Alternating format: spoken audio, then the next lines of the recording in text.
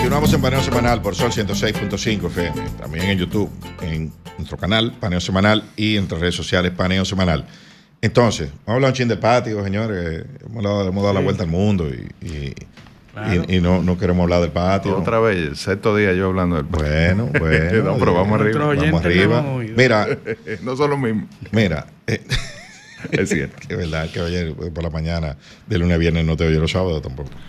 Mira, en una emisora hermana, en Rumba.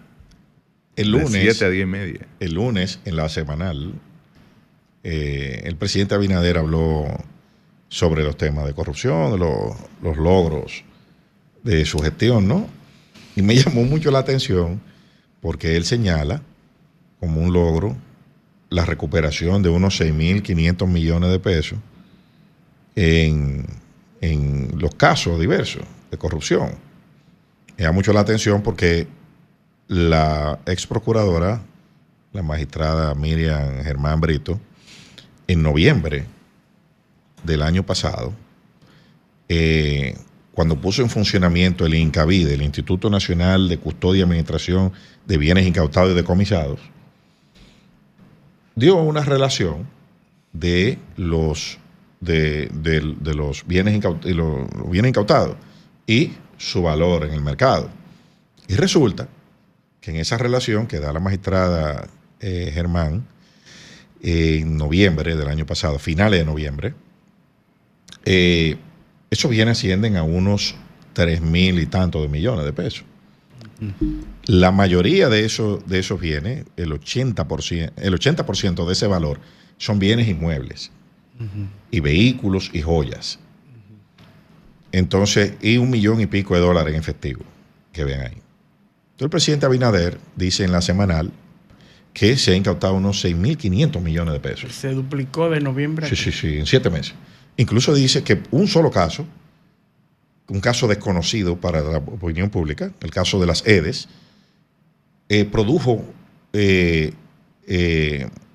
vamos a decir, recuperaciones patrimoniales para el Estado por 3.000 millones de pesos. Todo el mundo se sorprende, pero ven acá, yo no sabía que había un caso de las EDES, ni sé quiénes son los imputados, ni sé cuánto dio cada uno, ni bajo qué. Ni son de ninguno de los animales marinos. No, el caso EDES. Lo más sorprendente es lo que tú señalas, que de repente en una semana... Perdón. Oye, lo más grave de todo eso, porque lo que hemos dicho es suficientemente grave. Pero tú sabes lo que dijo el presidente. Ese dinero lo vamos a incluir, esos 6.500 millones, lo vamos a incluir en el presupuesto del año que viene. Y vendieron todos los bienes. ¿Cuál sería el mecanismo? Porque, es que yo no sé, porque hay un paquetón de apartamentos, locales, fincas, villas, joyas, vehículos. Entonces, todo eso ya lo vendieron. Se van a subastar. No, ya lo subastaron porque lo van a incluir en el presupuesto. En el presupuesto tú lo que incluye dinero. Tú no incluyes un carro, o un apartamento, o una villa. Tú lo incluyes dinero. Entonces, ¿o lo puedes incluir como entrada? Como... Sí, pero ¿qué fue lo que entró? ¿El dinero o el apartamento? Tú puedes decir, lo vamos a incluir en el patrimonio del Estado. Sí. Una vez agoten todos los procesos legales pertinentes, sentencia firme con la autoridad de la Cosa irrevocablemente juzgada. Pero tú no puedes decir que tú vas a incluir un dinero que todavía no ha sido, con acuerdo que todavía no ha sido sancionado en tribunales. Y que hay 120.000 millones más en proceso con vocación de ser recuperado. O sea, ustedes están oyendo el nivel de... Pero mi pregunta, yo tengo muchísimas preguntas. La primera es, ¿por qué eso no lo dice el Ministerio Público? ¿Quién tiene que decir eso? Porque, ¿qué hace el presidente hablando de eso? Aquí no hay una noticia independiente, supuestamente.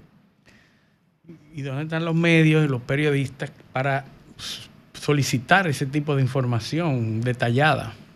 No, porque es que yo creo que todo el que estaba ahí, al igual que yo, se sorprendió cuando oyó ese número. Sí, pero oímos eso y nos sorprendemos, pero no sabemos. Entonces lo lógico es preguntar. Ese es el punto.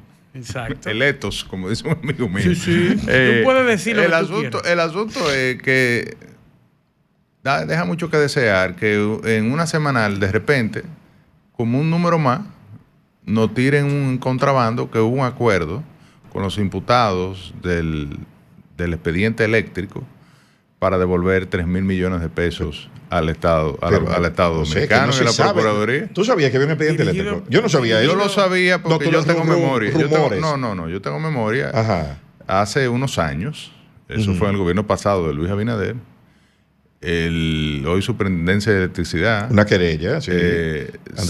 Andrés Astacio se apersonó con doña Milagros Ortiz Bosch al despacho de Miriam Germán, junto a Miguel Valerio, que se constituyó en parte civil abogado, en ese expediente, nada más y nada menos reclamando 55.000 millones de pesos. O sea, si lo transaron en 3 está bien. Un descuento de 52.000. Un 3 como un cuánto, un menos de un 5. Un descuento de 52.000 millones de descuento. Claro. Entonces. Un descuento de un 95%. Yo sabía que eso estaba ahí. Ahora, que alguien presente una querella no quiere decir que el Ministerio Público lo investigue, lo dé para adelante. Parece que investigaron, pero llegaron al punto de terminar en acuerdos.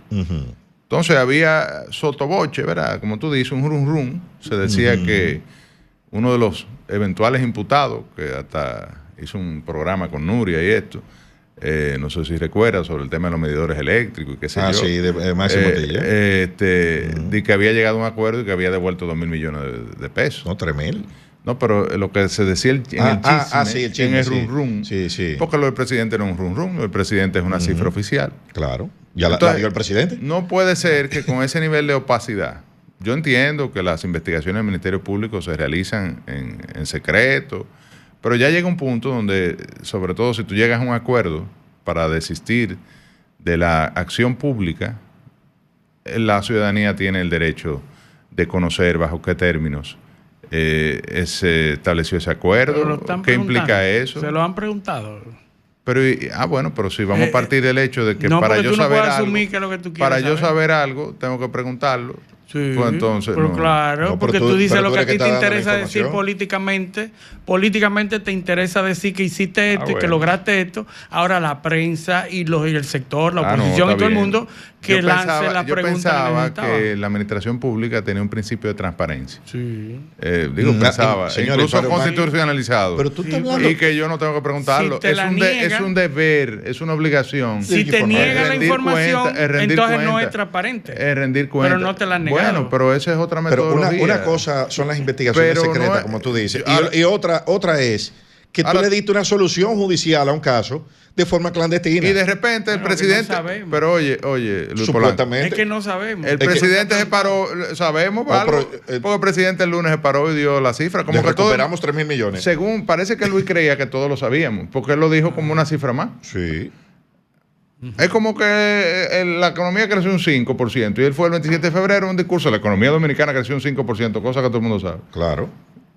Pero como tú dices, o sea, es que... O sea, y además, señora, además, si de 123.000 millones, hay una cifra enorme, tú lo que has recuperado son 6.000 millones. Exacto. Eso es otro.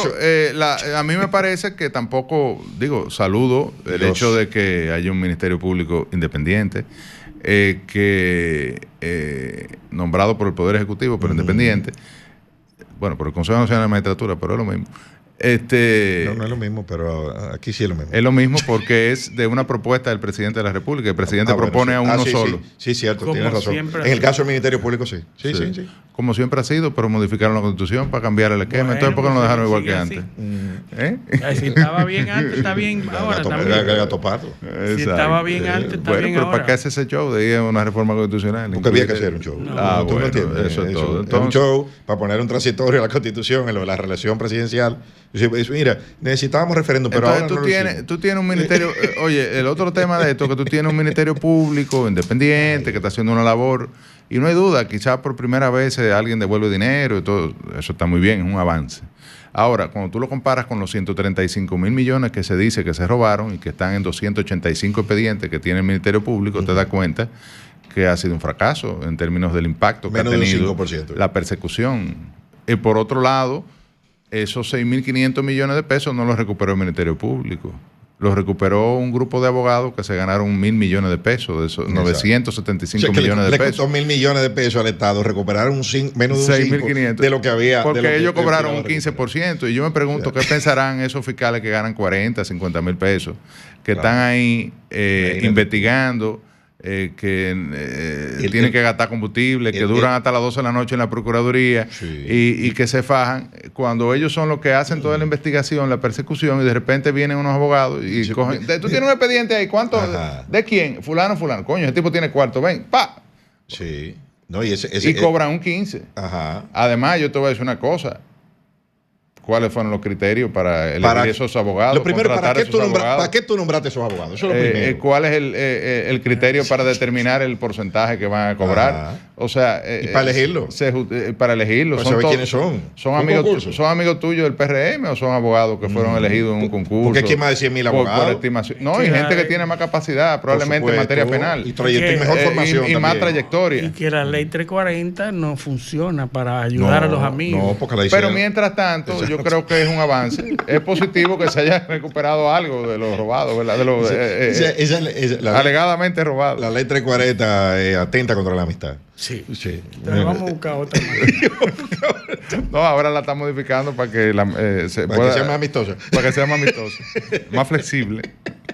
Increíble. Pero mira, eso es preocupante, eso, señores. Lo que ha pasado ahí. Y aquí la gente como que ha perdido. No, los que protestaban están todos nombrados. Ese es el problema. Aquí hace falta prensa de investigación, porque tenemos dos ejemplos que le faltan mucho. Aquí hay dos o tres. Dos o tres ejemplos. Nada más. Pero hay cosas que nunca la tocan. ¿Y dónde fue Milton Morrison a desmentir lo de la casa? Esa tuvo buena también. Y lo de la casa. Y aplicarlo de su casa. No fue explicarlo de su casa, pero no lo desmintió, lo explicó. Lo explicó, pero sin explicarlo. ¿Entiendes? Él lo explicó, pero sin explicarlo. Entonces él fue a un programa. Entonces sacaron una cuestión de que habían unos contratos de publicidad. Mientras tanto, y dice, oye, pero yo el desmentido. No, el contrato de publicidad no fue a ella, fue a la compañía de ella. Por otro lado, y para no salir del Palacio Nacional, el presidente convocó para el lunes el Consejo Nacional de la Magistratura. Y tú y yo, que somos abogados y que nos interesan esos temas, pues yo quisiera resaltar algunos elementos. El presidente Luis Abinader, para mí, habría que hacer el análisis, pero en términos individuales es la figura presidencial. Porque el PLD gobernó, ¿verdad?, durante un tiempo suficiente para nombrar a todo el mundo. Eso nadie lo discute. Pero como figura individual, me parece que el presidente Abinader es la persona que más jueces de las altas cortes va a designar. Se va con ese honor. Igual que Donald Trump. Va a designar ahora 4 nuevos jueces, o va a proceso de evaluación el lunes, a partir del lunes, 4 jueces de la Suprema. ¿Cuáles son los que vencen? ¿Cuáles son los que expiran? Bueno, yo lo tengo por aquí. Moisés Ferrer, Alexis Reed. Déjame buscarte, que yo lo tengo exactamente eso aquí. Pero sé que Alexis Reed y Moisés Ferrer. Sí. Tengo entendido que el magistrado Reed ya... ¿Cuántos en la Suprema? ¿Cuántos que son, José? No, son 16 jueces. 16, pero mira, 16. Los jueces que van a estar sometidos a evaluación son Manuel Alexis Reed Ortiz. Excelente, además. Tremendo juez. Un magistrado que de verdad honra a la Suprema Corte de Justicia y el sistema judicial dominicano. Y ha hecho grandes aportes doctrinarios. ¿Pudieran repetir ese juez? Es el presidente, además de la tercera sala, que es lo que se llama la sala Zafacón. En el caso de Alexis Reed es difícil que se repita porque tiene 72 años, me parece. Está cerca de la edad de retiro. Va a jubilar, él va a ser sustituido. Pero es un individuo que de verdad que merecería mantenerse en la Suprema. Ha hecho grandes aportes doctrinarios. Tiene una trayectoria muy en la jurisdicción inmobiliaria. Y en las sentencias que ha redactado, ¿no? Es el presidente de la sala contencioso administrativa, tributaria, laboral, lo que se llama la sala Zafacón, la tercera sala. Sí. ¿Por qué? Porque está la penal, la civil y la Zafacón. O sea, todo lo demás temas. Porque no es. Además, porque eso no es derecho de diario. Eso no es de alquilar casa, de cobrar facturas. Los otros que van a evaluación son Rafael Fernández Gómez, Pilar Jiménez Ortiz, Moisés Ferrer Landrón, En el caso de Moisés, que lo conozco, también me parece que tiene todas las condiciones para mantenerse. Un hombre, además, que tiene joven, incluso para presidir la sala. Y para presidir esa sala. Pues Moisés Ferrer viene de la jurisdicción contencioso administrativa, del Tribunal Superior Administrativo. Y en el caso, pero uno presume o prevé que estos jueces, que el presidente Abinader, que sale en el 2028, va a tratar de decidir en estos casos, o de influenciar desde su posición de presidente del Consejo Nacional de la Magistratura, presidente de la República, además de que tiene al presidente del Senado, que es afín a su partido, el presidente de la Cámara de Diputados, afín a su partido, en el Consejo Nacional de la Magistratura, el presidente del Tribunal Constitucional, que es el presidente de un órgano extrapoder, pero que fue designado por él. Que también hay que sustituirlo, porque era juez de la Suprema. Pero perdón, vamos a llegar ahí. Y ahí tiene 4 votos asegurados, pensaría uno. Hay 2 de la Suprema Corte de Justicia. Uno pensaría que estarían inclinados a favorecer a sus pares, pero hay que saber que el presidente Luis R. Molina y la magistrada Nacin Salcedo van a evaluación el año que viene, o sea que tampoco preveo que entre en conflicto directo con el presidente de la República para impulsar la designación de algunos de estos magistrados, o que se mantengan algunos de estos magistrados. Y entonces ya quedan el presidente, los 2 que representan la segunda mayoría, que en este caso es la Fuerza del Pueblo. En el Senado es Omar Fernández, y en la Cámara de Diputados es Tobías Crespo. Entonces son estos 4 los que irían a evaluación ahora, de la matrícula de 16 jueces. Más hay que llenar la vacante que dejó, como decía Eliseo, Napoleón Esteves Lavandier, que fue designado presidente del Tribunal Constitucional. O sea que van a elegir 5 jueces de 16 jueces de la Suprema. Podrían estar eligiendo 5 porque pueden ratificar algunos. Pueden ratificar algunos. Pero se van a Yo vuelvo, te reitero, yo creo que Luis va a privilegiar gente que de alguna manera en el futuro se lo agradezcan, porque él es un presidente que va de salida. Y los presidentes que van de salida lo que quieren es tranquilidad. Sucedió, por ejemplo, con Balaguer en el 78, que no admitió el triunfo de Antonio Guzmán hasta que no le garantizaron el control del Senado, modificó la ley orgánica de la Fuerza Armada, transfirió a las Fuerzas Armadas el DNI, los comedores económicos, es decir, preparó su salida. El Senado es que en esa época elegía a los jueces del orden judicial. Balaguer le temía la desconsideración. Entonces, claro, a la desconsideración, al maltrato, que fuera perseguido. Entonces ya a través del Senado controlaba a los jueces. Entonces, ¿qué es lo que quiere un presidente cuando va a salir? Tranquilidad. Yo pienso que es legítimo hasta cierto punto, ¿no? En el caso de la evaluación se hace en virtud del artículo 181 de la Constitución. Entonces, en abril del año 2026 estarán en evaluación el presidente Luis R. Molina. Ya incluso suenan sustitutos de Luis R. Molina, afines al presidente Abinader, amigos del presidente Abinader, amigos de infancia, de Loyola, he escuchado abogados de prestigio también, pero afines al PRD o al presidente. Pero pudiese también, eventualmente, el magistrado Luis Henry Molina, que no ha hecho una labor, yo pienso que positiva.